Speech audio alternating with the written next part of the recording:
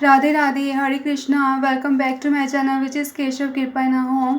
कैसे हैं आप सभी? आई होप अच्छे होंगे, स्वस्थ होंगे। तो आज हम दूसरा अध्याय कार्तिक मास का पढ़ेंगे। गुणवती की कथा।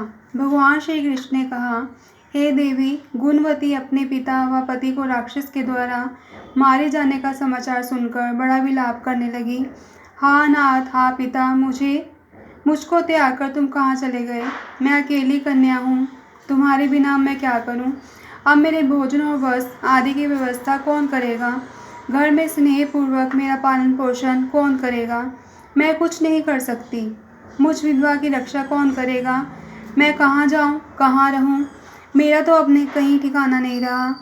इस तरह रोती और बिलखती गुणवती पछाड़ खाकर पृथ्वी पर गिर पड़ी और मूर्छित हो गई और देर तक पड़ी रही।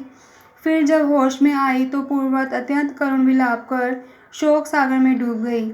जब कुछ संभली तो उसे ध्यान आया कि मेरे पिता तथा पति की मृत्यु के पश्चात उनकी क्रिया करनी चाहिए, जिससे उनको गति हो सके।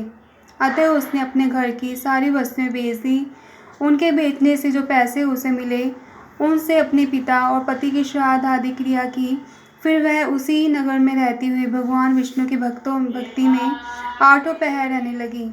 उसने जन्म से लेकर मृत्यु तक नियम पूर्वक सारी एकादशियों के व्रत किए। हे प्रिय, ये एकादशी और कार्तिक व्रत मुझको बड़े ही प्यारे हैं। मुक्ति, भक्ति, पुत्र तथा संपत्ति को देने वाले परम पवित्र हैं। जो मनुष्य कार्तिक मास में जब तुला राशि पर सूर्य आता है तो सवेरे उठकर स्नान करते हैं, व्रत व उपासना करते हैं, वह मुझे बहुत ही प्यारे हैं। क्योंकि यदि वह बड़े पापी भी हों तो भी स्नान व व्रत के प्रभाव से उनको मोक्ष की प्राप्ति हो जाती है। जो मनुष्य कार्तिक में स्नान, जागरण, दीपदान तथा तुलसी के वृक्ष की रक्षा करते हैं, वह साक्षात विष्णु भगवान के तुल्य है। जो मनुष्य कार्तिक मास में मंदिर में झाड़ू लगाते हैं और स्वास्तिक बनाते हैं और विष्णु पूजा करते हैं, वह जीवन मुक्त हो जाते हैं। यह सुनकर गुणवती भी प्रतिवर्ष मन लगाकर कार्तिक का व्रत और भगवान विष्णु का पूजन करने लगी। हे प्रिय, एक बार वह ज्वरग्रस्त थी और दुबली हो गई थी। फिर भी किसी न किसी प्रकार गंगा स्नान के लिए चली गई। गंगा तक पहुंची भी, किंतु शीत के मारे वह बुरी तरह से कांप रही थी। वह एकदम शिथिल हो गई। तब वह मेरे दूतों के द्वारा मेरे धाम में आई। उसके पश्चात ब्रह्मा आदि देवताओं की प्रार्थना पर जब मैंने कृष्ण का अवतार लिया तो उस समय मेरे घन भी मेरे साथ आए।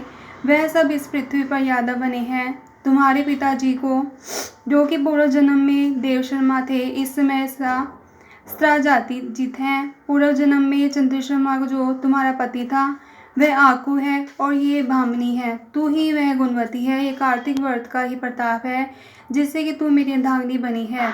पूर्व जन्म में तुमने मेरे मंदिर के द्वार पर तुलसी का पौधा लगाया था। वह इस समय तेरे महलों के आंगन में कल्प वृक्ष के रूप में खड़ा है।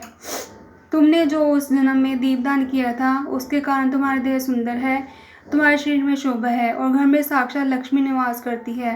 तुमने चूंकि पूर्व जन्म में अपने समस्त व्रतों का फल पति स्वरूप विष्णु के अर्पण कर दिया था, उसी के प्रभाव से तुम इस समय मेरी प्रिय भामिनी हुई हो।